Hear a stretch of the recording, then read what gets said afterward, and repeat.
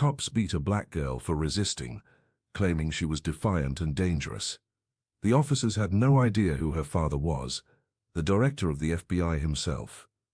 Before we begin, make sure to subscribe to the channel and comment where you're watching from. The evening sun cast burnt orange shadows across the colonial homes of East Haven as Angela Brown walked home from debate club practice. The 16-year-old adjusted her backpack, enjoying the crisp autumn air that carried the scent of fallen leaves and wood smoke from nearby chimneys. She'd stayed late to perfect her argument for the upcoming regional competition, texting her mother, Patricia, that she'd be home for dinner soon. The police cruiser appeared suddenly, screeching to a halt beside her. Before Angela could process what was happening, 3 officers surrounded her, their faces tight with unwarranted suspicion. "Match the description," one muttered into his radio. "I'm just walking home," Angela explained, confusion washing over her face. "I live 3 blocks from here." The next moments unfolded in a terrifying blur. Rough hands grabbed her shoulders, spinning her around. Angela felt herself being slammed face first onto the biting pavement, the concrete scraping skin from her cheek and palms. The weight of a knee pressed into her back, pinning her down as cold metal handcuffs bit into her wrists. The taste of blood filled her mouth, where her lip had split against the sidewalk. Disbelief mingled with rising panic as she struggled to understand what was happening. "I didn't do anything," her desperate plea echoed off the silent storefronts, tearing at the town's peace. Nearby, an elderly woman stopped to watch, her hand covering her mouth in horror. "Stop resisting," an officer commanded, though Angela had gone completely still, frozen by shock and fear. Tears streamed down her face as she watched pedestrians hurry past, averting their eyes. Mrs. Chen emerged from her laundromat across the street, her expression shifting from confusion to outrage as she witnessed the scene unfolding. In that moment, everything Angela had believed about safety and order crumbled. The daughter of the FBI director, she had grown up with an unwavering faith in law enforcement. A faith now shattered on the same pavement that cut into her skin. With shaking hands and a heart pounding like a war drum, she managed to gasp out a request. "My phone, please. I need to call my dad."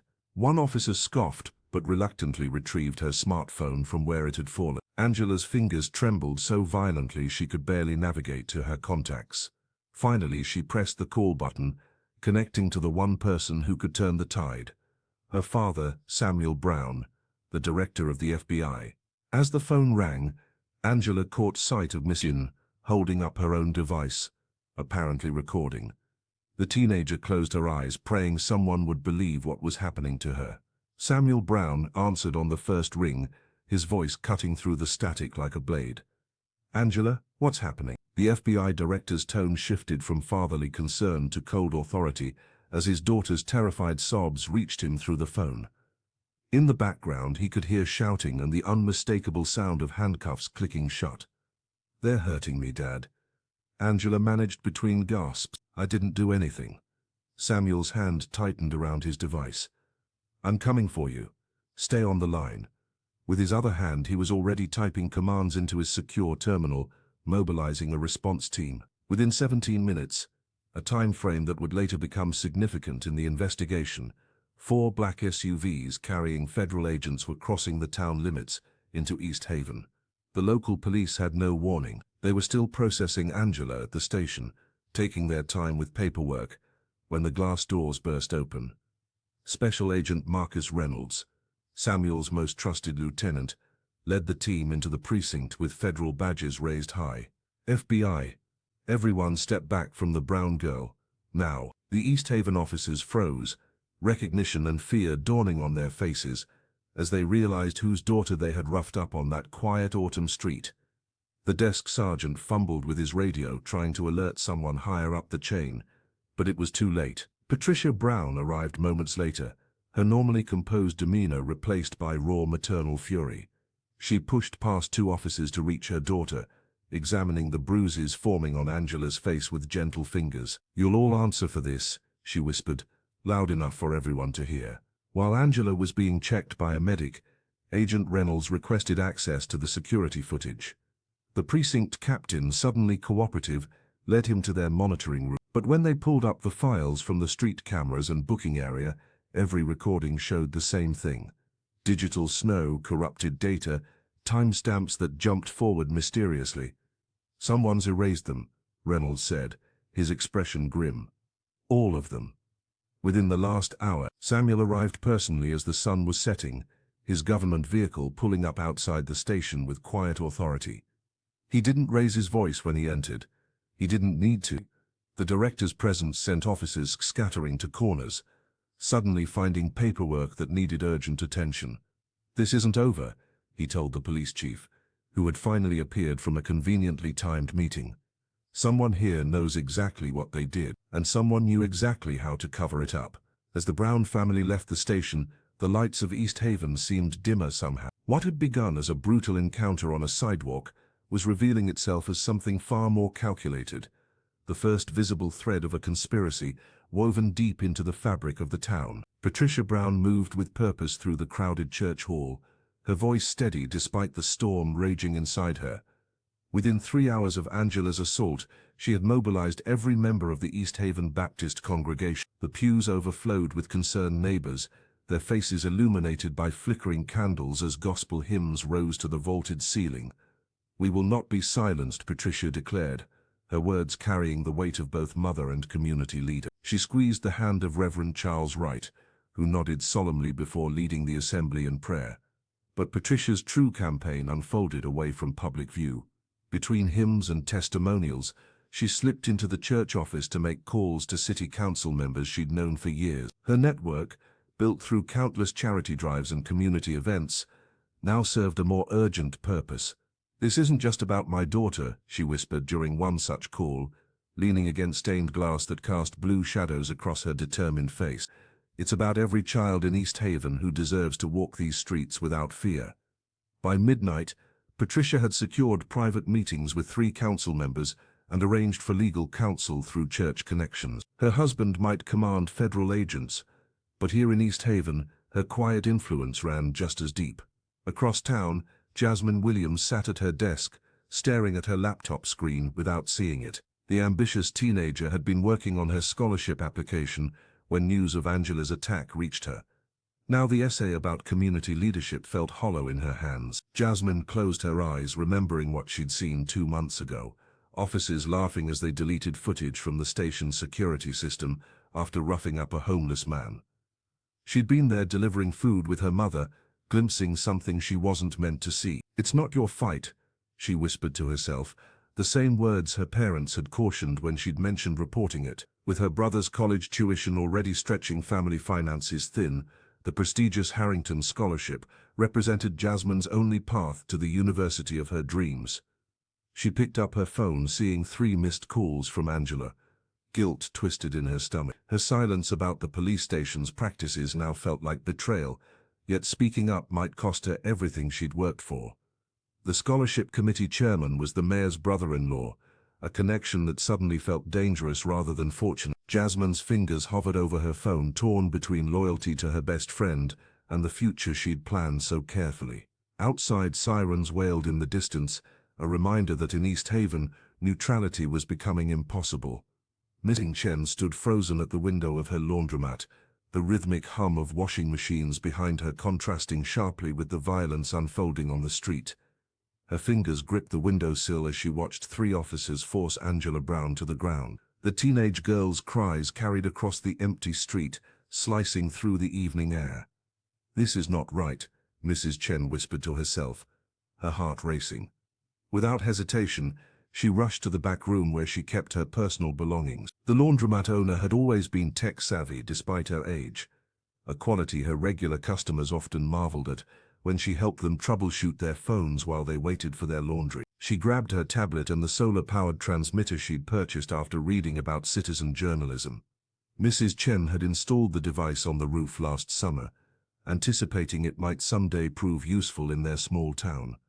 Tonight was that night. Her fingers trembled as she connected the equipment, positioning her tablet near the window to capture the scene.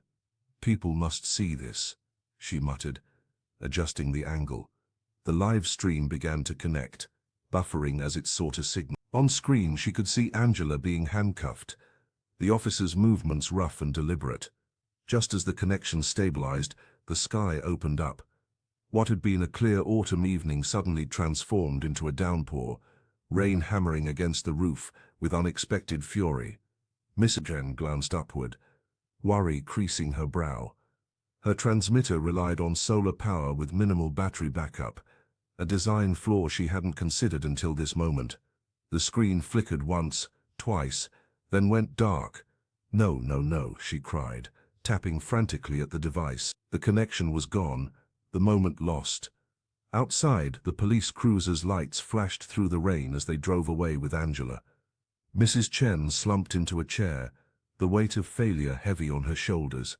But something hardened within her, a resolve that would not be easily broken. She picked up her phone and began typing a message to the neighborhood group chat she'd started years ago. "I saw what happened to Samuel Brown's daughter," she wrote.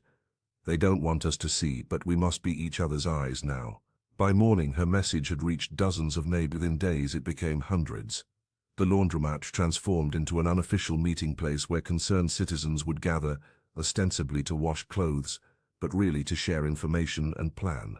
Mrs. failed live-stream attempt became a rallying point, a symbol of how easily truth could be suppressed, but also how determined they were to preserve it. Her quiet determination would later become the backbone of the community's resistance, proving that sometimes a single witness can ignite a movement. For 60 days, East Haven transformed into a microcosm of resistance. Every morning at 7, crowds gathered outside the police station, their numbers swelling from dozens to hundreds as autumn deepened. Elderly churchgoers stood shoulder to shoulder with high school students, their collective voices rising above the morning fog. "No justice, no peace," they chanted, their breath visible in the crisp New England air.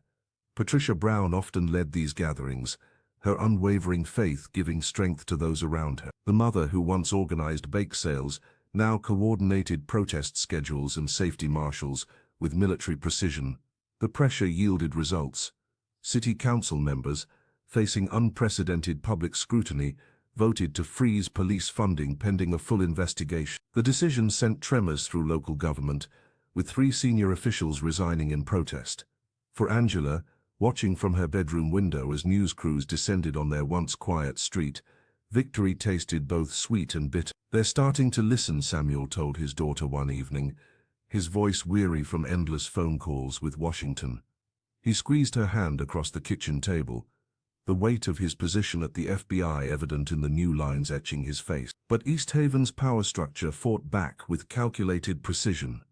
Members of Patricia's congregation, who held city maintenance contracts, suddenly found their services no longer required. The Baptist church's heating bill doubled mysteriously, and anonymous donors stopped contributing. Collection plates returned half-empty as economic intimidation spread through the community. Reverend Charles Wright refused to back down. "Our faith isn't measured in dollars," he declared from his pulpit, though the worry in his eyes betrayed his concern for the coming winter months. The attacks against Angela proved even more insidious. Whispers circulated through school hallways. She had been drinking, she had provoked the officers, she was exploiting the situation for attention. Jasmine stood fiercely by her friend, confronting rumors with facts, though it cost her invitations to college recruitment events. "They're trying to make me doubt myself," Angela confessed to Mrs. Chen one afternoon at the laundromat, which had become an unofficial sanctuary for supporters. The older woman folded a towel with practiced hands. "When they attack your character, it means they cannot fate your truth," she replied, sliding a cup of jasmine tea across the counter. Mayor Walter Davis orchestrated much of the pushback from his wood-paneled office, making calls to business owners and community leaders. "This girl is tearing our town apart," he insisted during private meetings. "We need to restore order." But for every setback, the movement gained new resolve. What began as outrage over one incident had evolved into a reckoning with decades of unchallenged power. East Haven was changing, one painful step at a time. The community hall buzzed with tension as Mayor Walter Davis adjusted his red tie and tapped the microphone. The folksy charm that had won him 3 consecutive terms now seemed forced, his usual warm smile replaced by tight lips and darting eyes. "Folks, I understand your concerns," he began, his voice echoing through the packed room. "But East Haven has always been a peaceful community, and we need to maintain order while the investigation proceeds. Patricia Brown sat in the front row, her Bible clutched tightly in her lap. She locked eyes with the mayor, whose gaze quickly shifted away. Behind her, at least 200 residents filled every seat, with dozens more standing along the walls. The air conditioning struggled against the heat of bodies and rising emotions. "My daughter was assaulted by officers sworn to protect her," Patricia called out, her voice steady despite her trembling hands. "We need more than words, Walter." Murmurs of agreement rippled through the crowd. Samuel Brown, who had flown in from Washington for the meeting, placed a supportive hand on his wife's shoulder. His presence alone, the FBI director sitting calmly in a small-town meeting, sent a clear message about the gravity of the situation. Mayor Davis fumbled through prepared statements about procedural reviews and community healing, but each platitude was met with increasingly hostile questions. When Mrs. Chen stood up and described what she had witnessed that evening, the room erupted in shouts. "Order, please," the mayor pleaded, banging his gavel. "This meeting is adjourned until we can proceed civilly." As families spilled out into the cool evening air, Jasmine pulled Angela aside. "Something's off about him," she whispered. "He's scared, not just politically concerned." At dawn, the town awoke to a horrifying sight. A burning cross stood in the town square, its flames casting an eerie glow against the historic buildings. The message was unmistakable, a threat meant to silence those seeking justice. Reverend Charles Wright organized an immediate prayer circle, his deep voice leading hymns that drew a crowd of 50 despite the early hour. "Hatred will not deter us," he declared, his arm around Patricia's shoulders. By noon, the police chief, a man who had barely spoken publicly since Angela's assault, called a hasty press conference outside the station. Robert Johnson and his news crew captured the moment when he announced the suspension of all baton use by officers. "It's just for show," Detective Harris muttered to Angela when he passed her on Main Street later that day. "But it means they're feeling the pressure."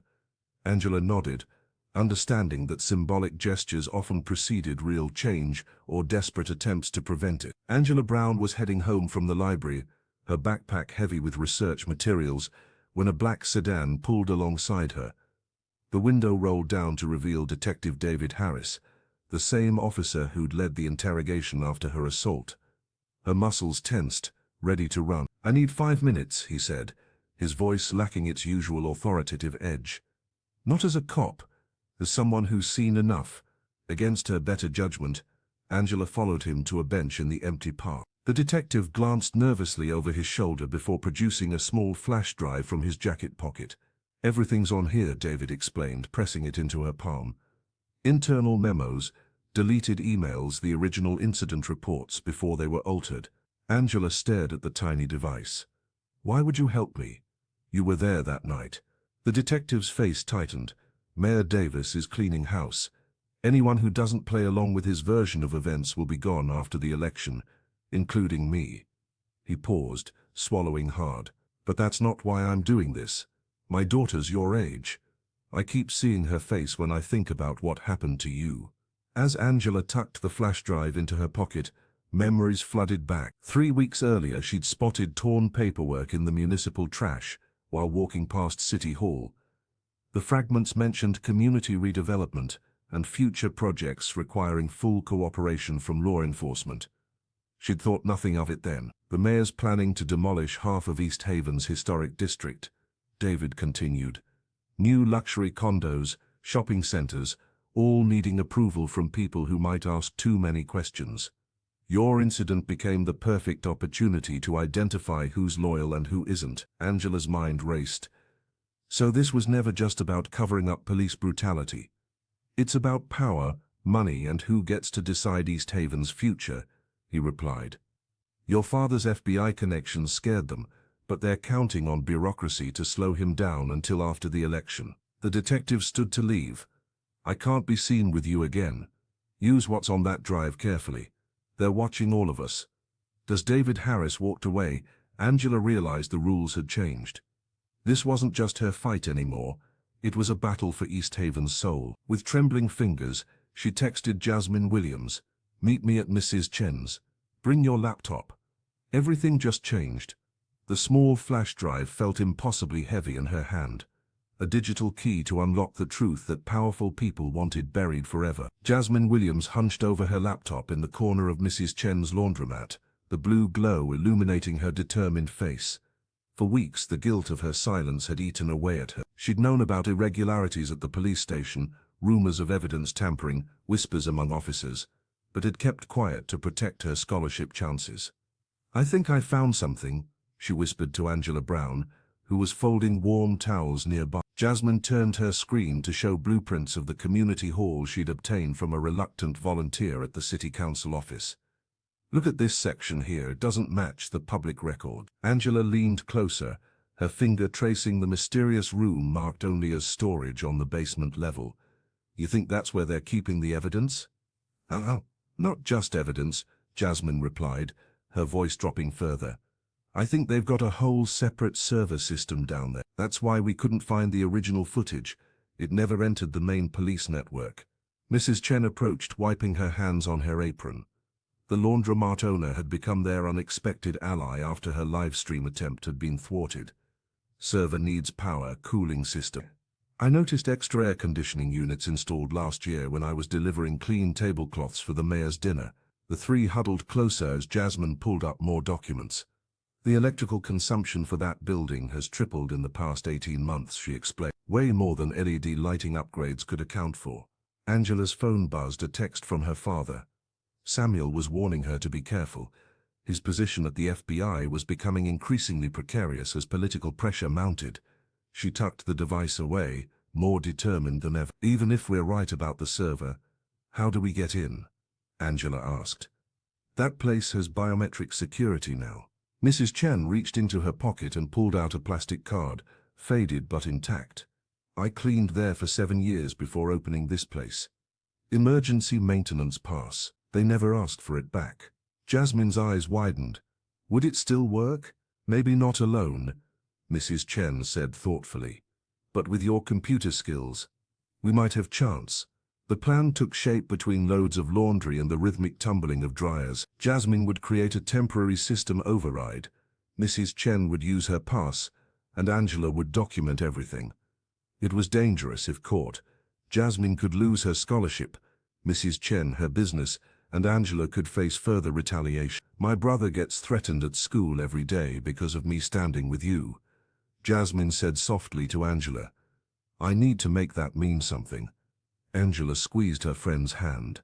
"We do this together or not at all." Mrs. Chen nodded solemnly. "Tomorrow night, when community hall closes, we find truth." The three unlikely allies looked at each other, knowing they were about to cross a line from which there would be no return. The ancient grandfather clock in the town square struck midnight as Angela Brown, Jasmine Williams and Miss Lin Chen converged at the rear entrance of the community hall. The night air hung heavy with tension as they exchanged nervous glances. "Are you sure about this?" Jasmine whispered, her fingers nervously tapping against her thigh. Angela nodded silently, determination etched across her face despite the fading bruises still visible in the moonlight. Mrs. Chen produced the cleaning pass from her pocket, a relic from years spent scrubbing floors and polishing banisters in this very building. "Security system changes every month, but maintenance door never does," she explained with quiet confidence. The trio descended concrete steps into the basement, where the damp air clung to their skin. Water damage had left dark patches on the walls, and the scent of mildew permeated everything. Angela shivered, though not from cold. There, Jasmine pointed to a metal door tucked behind an old boiler. The lock yielded to Miss Chen's pass, revealing a room that seemed entirely out of place in the decrepit basement. Sleek servers humming quietly, bathing them in an eerie red glow from dozens of small LEDs. "I can't believe they hid it here," Angela whispered, her voice barely audible over the gentle whir of cooling fans. Right under everyone's noses, Jasmine moved quickly, connecting her device to the main terminal. Her fingers flew across the keyboard as lines of code reflected in her glasses. "Got it?" she said after several tense minutes. "The original footage. They didn't delete it. They just buried it." The three huddled around the small screen, watching in horror as the unaltered video played. Every brutal moment of Angela's assault was preserved in high definition.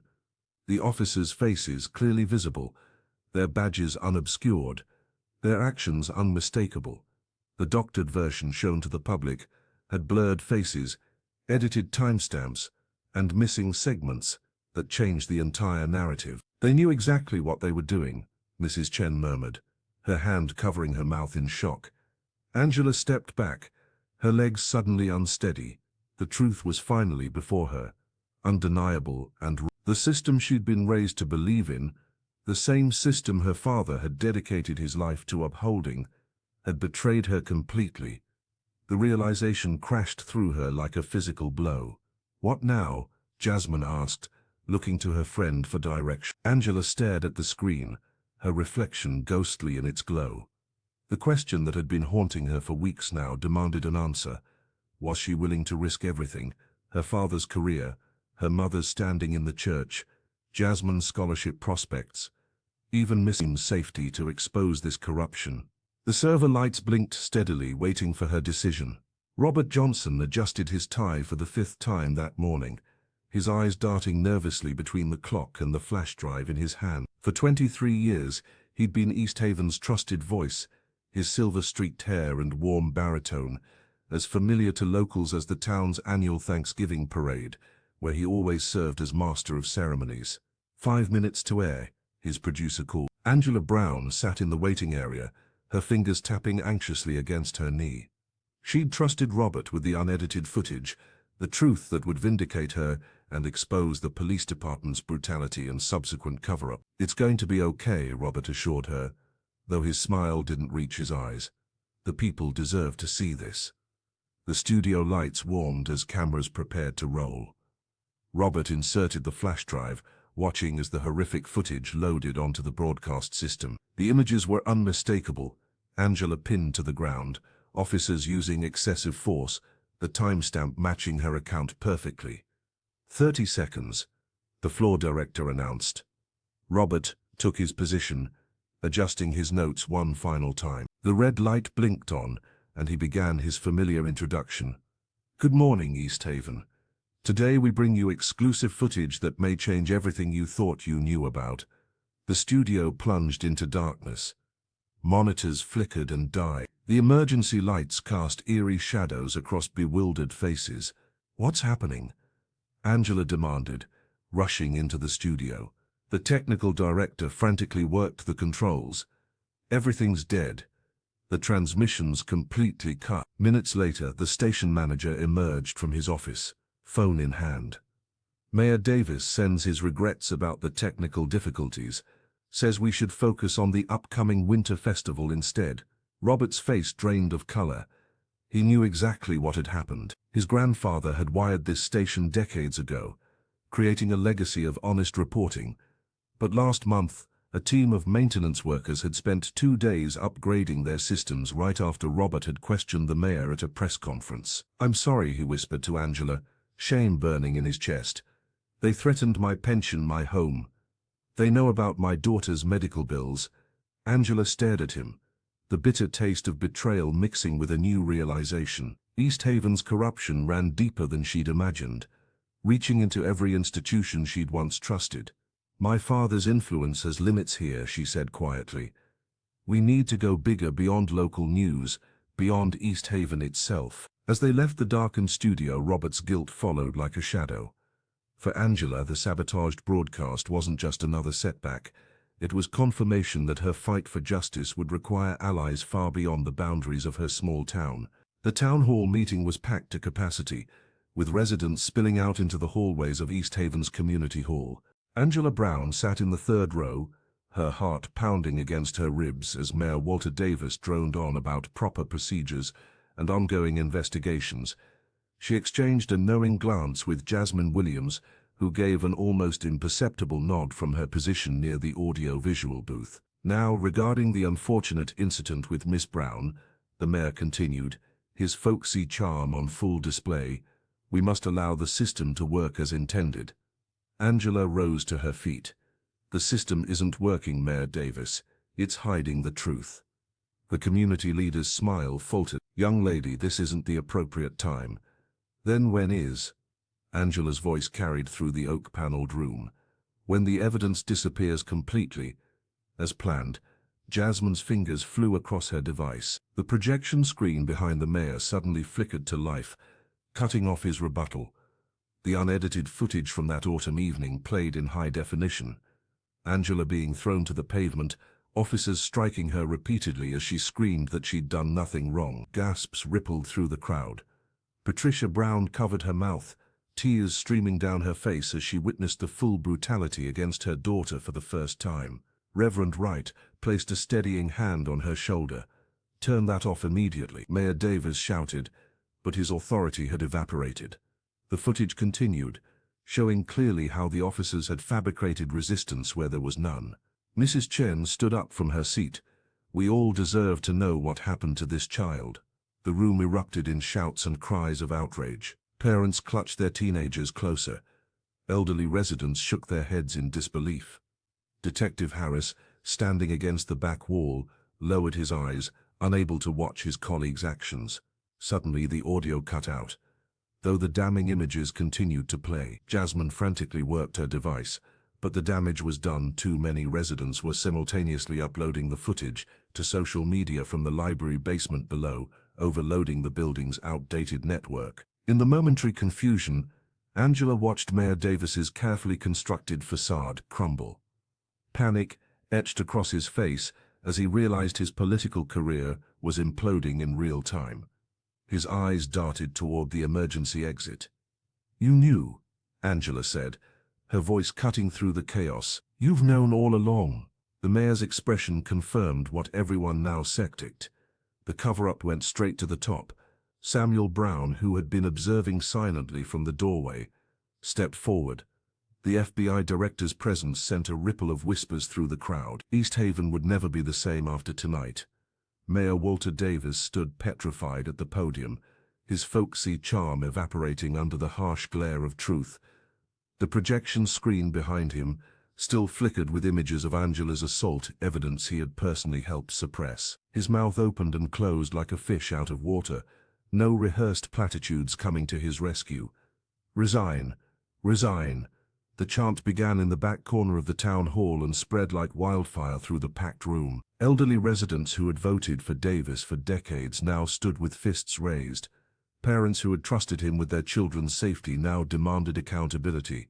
There were protocols," Davis finally stammered, his voice barely audible above the growing roar. Sweat beaded on his forehead as he clutched the wooden podium for support. Angela Brown watched from the side of the room, her heart pounding. The mayor's vulnerability, his utter inability to spin this situation, felt like vindication. Yet the weight of what was happening pressed down on her shoulders. She caught her mother's eye across the crowd. Patricia nodded slightly, pride and concern mingling in her expression. City officials huddled in panicked clusters. The deputy mayor frantically whispered into her phone while the city attorney rifled through papers, searching for some legal escape hatch. Their carefully constructed narrative was collapsing in real time. "Tell us why," shouted Miss Sherman from her seat in the third row. "Tell us why you protected those officers instead of our children." The question hung in the air, unanswerable. Davis loosened his tie, the gesture somehow making him appear smaller, diminished. Jasmine slipped through the crowd to Angela's side. "We did it," she whispered, squeezing her friend's hand. "But this is just the beginning." Angela nodded, suddenly aware that every eye in the room was finding its way to her. These weren't just neighbors anymore. They were people looking for leadership, for someone to channel their outrage into action. Elderly women who had baked her birthday cakes, teachers who had marked her papers, store owners who had watched her grow up. "This isn't just about me," Angela thought, the realization crystallizing in her mind. This was about Mrs. Chen's nephew, harassed for speaking with an accent, about Reverend Wright's son, followed through stores, about countless others who had swallowed their dignity and kept quiet. East Haven's comfortable silence had been shattered, and in its place stood something raw and painful but honest. As the mayor finally retreated from the podium, escorted by his security detail through a side door, Angela knew that whatever came next would reshape not just her life, but the soul of the town itself. As winter descended on East Haven, the town's battle lines hardened like frost on window panes. Reverend Charles Wright stood at his pulpit each Sunday, his powerful voice carrying beyond the church walls as he transformed weekly sermons into rallying cries for justice. "Our sister Patricia and her family need more than prayers," he thundered. "They need our hands, our feet, our voices." The congregation responded with unprecedented unity. Within days, they organized support caravans, convoys of vehicles filled with groceries, household supplies, and handwritten notes of encouragement that rolled up to the Brown family's driveway every Wednesday evening. Patricia wept the first time she saw 20 cars lined up outside her home, headlights cutting through the early darkness. "This isn't charity," the Reverend told her, clasping her hands in his. "This is community." Across town, Miss Lin Chen converted the back room of her laundromat into temporary housing for those facing retaliation. Officer Jenkins had evicted the Martinez family after their son joined a protest. Mrs. Chen welcomed them without hesitation. The gentle hum of washing machines provided background noise as displaced residents shared meals around a folding table, their conversations a mixture of fear and determination. "My grandmother survived worse in China," Mrs. Chen would say, serving steaming cups of tea. "We will survive this too." For Jasmine Williams, the cost of standing with Angela came in more targeted forms. One Tuesday morning, her 14-year-old brother Marcus found his locker plastered with photos of their house, each marked with a red X. The school principal dismissed it as a prank, but Jasmine recognized the threat for what it was. "They're trying to shut me up," she told Angela that afternoon, her voice steady despite the fear coursing through her. But they picked the wrong family to intimidate. That night, Jasmine installed security cameras around their home, using equipment borrowed from the computer club. Her mother stayed up until dawn, watching the street from their living room window, a baseball bat resting across her lap. The pressure tactics extended beyond Jasmine's family. Samuel Brown's colleagues at the FBI began receiving anonymous tips, questioning his objectivity. Patricia found church donation envelopes, returned empty. Even Mrs. Chen discovered her business permits, suddenly under review by the city. Yet for every act of intimidation, the resistance grew stronger. When the Martinez children needed school supplies, 3 families provided backpacks. When Patricia's church fund ran dry, neighboring congregations pooled resources. When Miss Chen faced inspection, local lawyers offered pro bono services. East Haven was changing, painful inch by painful inch, as ordinary people discovered their capacity for extraordinary courage. The cost was real, but so was their result. Patricia Brown gripped the edge of the witness stand, her knuckles white against the polished wood. The Capitol Hill hearing room buzzed with tension as camera lenses focused on her face. For weeks, she had been just another mother fighting for her child. But today, under the harsh glare of national media, she would become the voice of East Haven. "My daughter was 16 when those officers threw her to the ground," Patricia began, her voice cracking. 16 years old, with her whole life ahead of her. The testimony aired live across America. In living rooms and diners, on smartphones and office televisions, millions watched as this pillar of the Baptist Church recounted Angela's ordeal with unflinching honesty. When Patricia described the sound of her daughter's head hitting the pavement, several committee members visibly flinched. "This isn't just about Angela," she continued, dabbing at tears with a handkerchief. "It's about every child who's ever been afraid to walk home in their own neighborhood." Back in East Haven, Reverend Wright organized a viewing at the church. Congregants huddled together, many weeping openly as Patricia's words echoed through their community. Mrs. Chen closed her laundromat for the day, joining the gathering with homemade cookies and quiet determination. While Patricia fought in Washington, Samuel Brown faced his own battle at FBI headquarters. Political opponents had seized upon the controversy, claiming his involvement constituted a conflict of interest. Anonymous sources leaked damaging memos to the press. Each morning, Samuel arrived at work wondering if it would be his last day as director. "They want you to resign," his deputy warned during a tense meeting. "The pressure's coming from the highest levels." Samuel merely straightened his tie and responded, "Then they'll have to fire me." The Browns paid dearly for their stand. Patricia received death threats that kept her awake through the night. Their home address was leaked online, forcing them to install security systems and consider temporary relocation. Angela's college applications were mysteriously lost or delayed. Jasmine witnessed the toll firsthand when she visited the Brown household. The brilliant teenager found her best friend surrounded by newspaper clippings and social media printouts, obsessively documenting every development in their "We're making a difference," Angela whispered to Jasmine, pointing to a poll showing shifting public opinion. "Mom changed everything today." That evening, as Patricia returned from Washington, exhausted but unbowed, East Haven residents lined the streets with candles. The silent show of support spoke volumes about how far they'd come, and how much they still stood to lose if justice remained elusive. The morning dawned with an eerie calm as black SUVs rolled silently into East Haven, their government plates catching the first light. Angela Brown watched from her bedroom window, heart hammering against her ribs. After months of struggle, her father had finally secured the necessary warrants. Samuel Brown stood at the steps of City Hall, flanked by a dozen FBI agents in windbreakers. His face, weathered by weeks of political battles and sleepless nights, betrayed no emotion as he handed the documents to the stunned receptionist. "By order of the Federal Bureau of Investigation," he announced, his voice carrying through the marble lobby, "we are seizing all electronic equipment and records related to the incident of October 12th. Across town, Patricia Brown clutched her daughter's hand as they watched the news unfold on their living room television. The reporter's voice trembled with excitement as cameras captured federal agents streaming into the police station, carrying out boxes of evidence. "Do you think they'll find it?" Angela whispered, the scar on her cheek still pink from that terrible night. Her mother squeezed her hand. "Your father never stops until he gets what he's after." At the community hall, Mrs. Chen stood among a growing crowd as agents descended into the basement. She had cleaned those floors for years before opening her laundromat. And now she watched with quiet satisfaction as they emerged, carrying the server, the very one she had helped Angela and Jasmine locate weeks earlier. The device contained everything, unedited footage, showing Angela being thrown to the ground without provocation, officers planting evidence, and most damning of all, Mayor Davis instructing the police chief to make this go away in a hastily recorded meeting. By midday, East Haven witnessed something few had thought possible.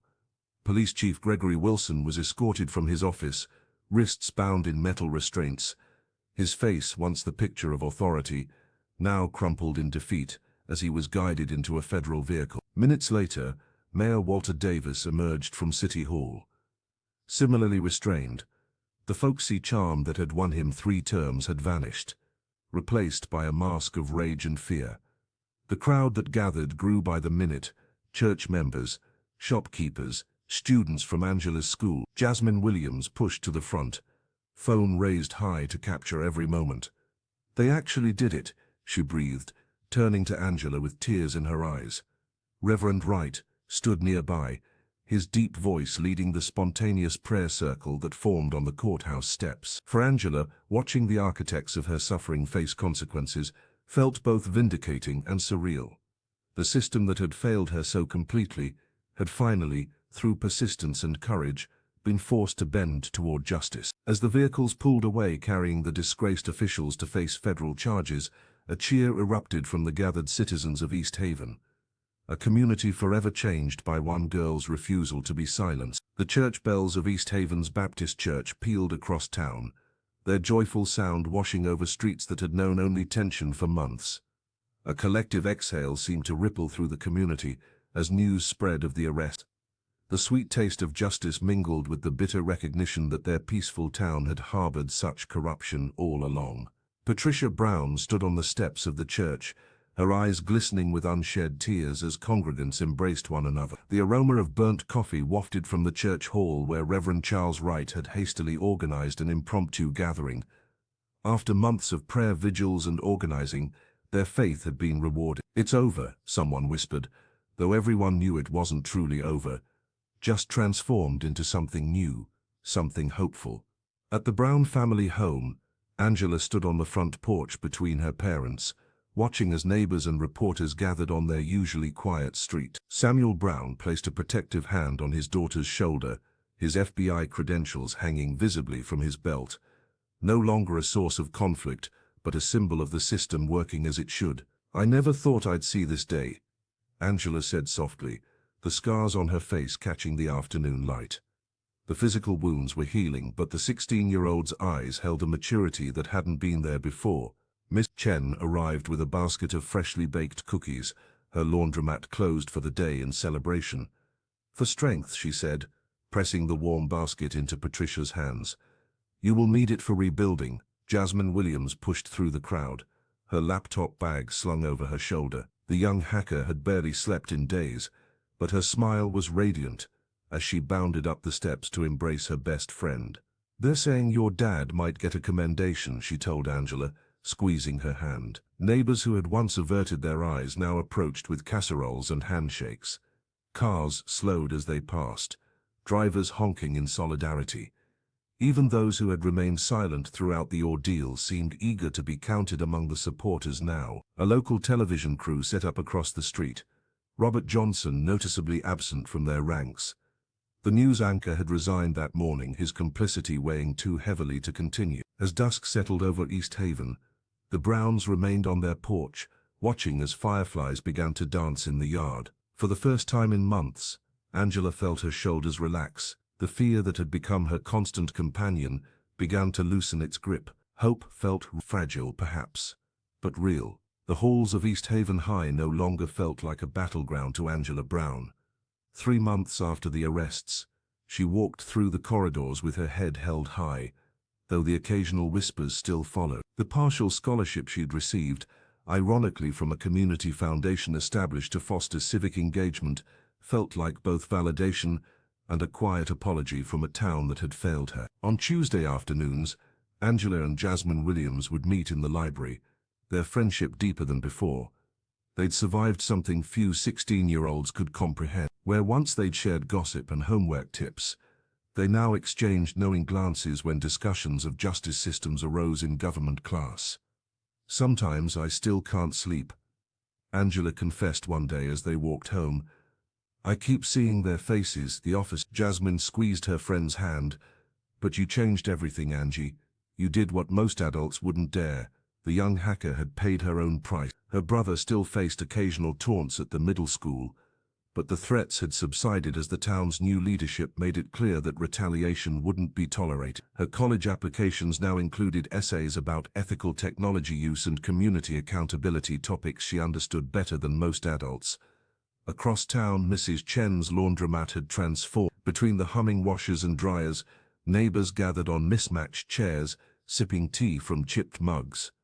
The establishment had become East Haven's unofficial town square, a place where truth could be spoken without fear. My business is up 30%, Lin Chen told Patricia Brown one afternoon as they folded warm sheets. People say they come for the clean clothes, but they stay for the conversation. Patricia smiled, her eyes crinkling at the corner. The church leader had emerged from the ordeal with a new purpose. Her Sunday sermons now drew twice the attendance, focusing on themes of redemption and community healing. Samuel Brown visited when he could, though his work at the bureau kept him busy. The director had weathered political storms in Washington, emerging with renewed respect from his colleagues. His daughter's courage had reminded him why he'd joined the FBI in the first place. For Angela, the most profound change was internal. The scars, both physical and emotional, would never fully fade, but they no longer defined her. As she sat in Mrs. Chen's back room, watching neighbors share stories over the rhythmic sounds of washing machines, she realized that healing didn't mean forgetting. It meant transforming pain into purpose, fear into determination.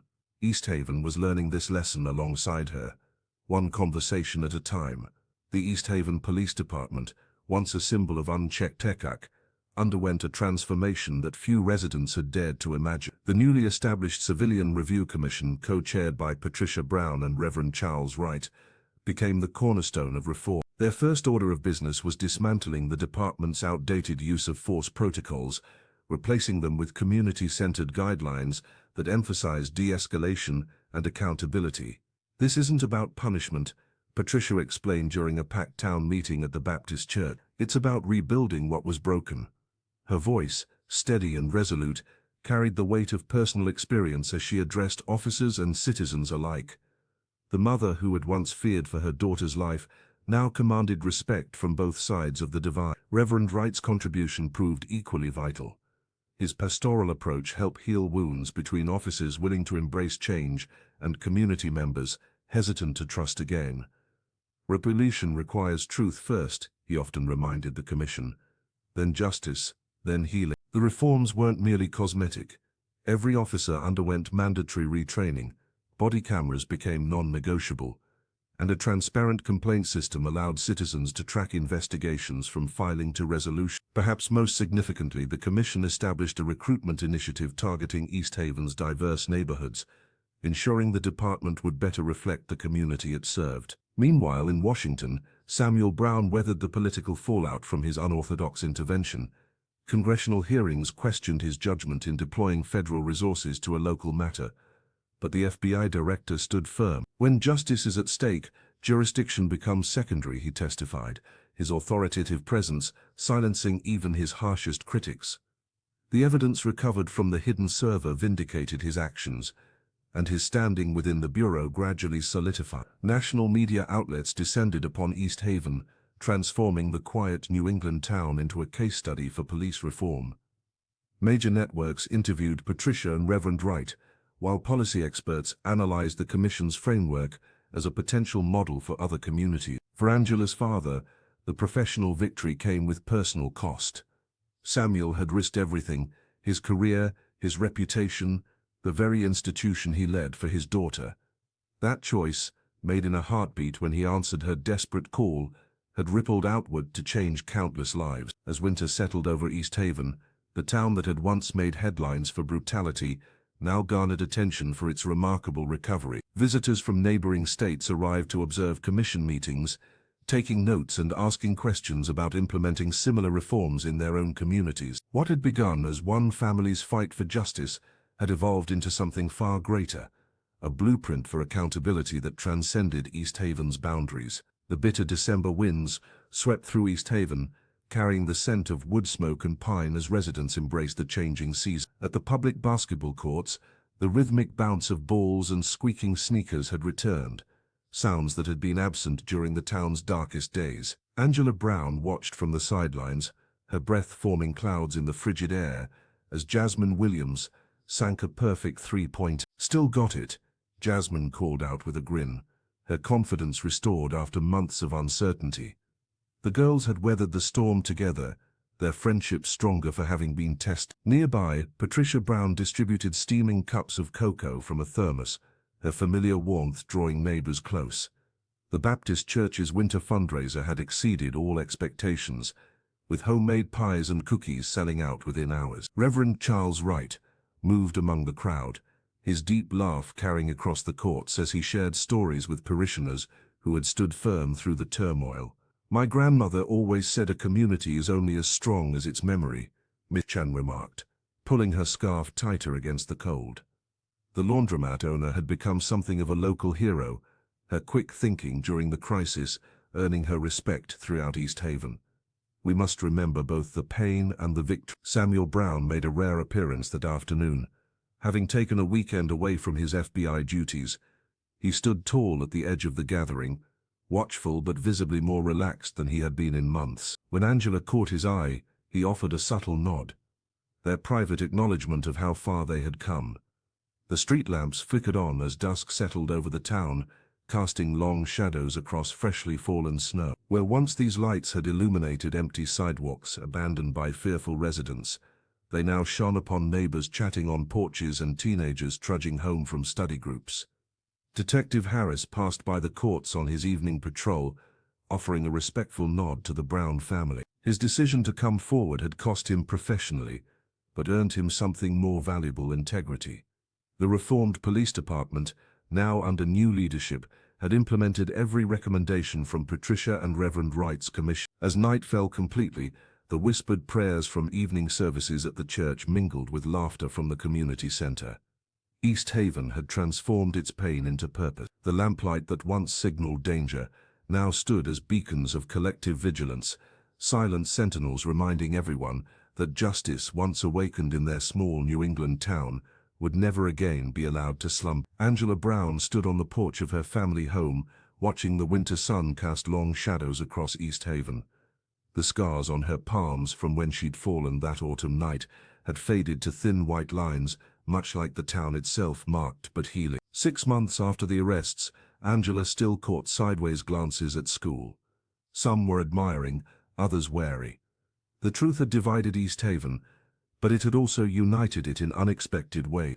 Former skeptics now nodded respectfully when she passed. Even Officer Reynolds, who'd once turned a blind eye, had apologized tearfully at the Community Reconciliation Forum. "You changed everything," Jasmine told her one afternoon as they studied in Mrs. Chen's back room. The laundromat had become a sanctuary of sorts, filled with the comforting hum of dryers and the scent of clean cotton. "My brother doesn't walk with his head down anymore."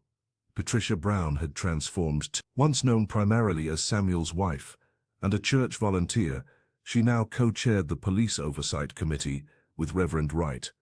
Their work had become a model for 3 neighboring counties, with Patricia frequently receiving calls from community organizers across the state. Samuel faced his own battles in Washington. Though vindicated, the political cost had been steep, yet he'd told Angela over Sunday dinner, "Some prices are worth paying for the truth." His eyes, tired but proud, had said more than his words ever could. East Haven itself wore its transformation visibly. The community hall, once housing secrets beneath its floorboards, now hosted weekly town forums where citizens spoke freely about concerns and hopes. Mayor Davis's replacement, a former schoolteacher, had instituted an open records policy that made transparency the cornerstone of local government. Detective Harris, despite his complicated role in the story, found purpose training new officers on ethical policing standards. His testimony had been crucial in the federal investigation, earning him a complex but respected place in the town's narrative. Not everything had healed perfectly. Some wounds remained tender, some relationships fractured beyond repair. Miss Shern still kept security cameras running in her shop, and Jasmine occasionally woke from nightmares about those terrifying weeks. But on clear evenings, when basketball games resumed at the public courts and the church bells rang across town, East Haven felt like a community reborn. Children played freely on streets once marked by fear, and neighbors greeted each other with newfound awareness of their shared responsibility. Angela's story had become East Haven's story, a testament that justice, though imperfect and hard-won, was possible. One voice, amplified by courage and joined by many, had indeed lit the way towards something better.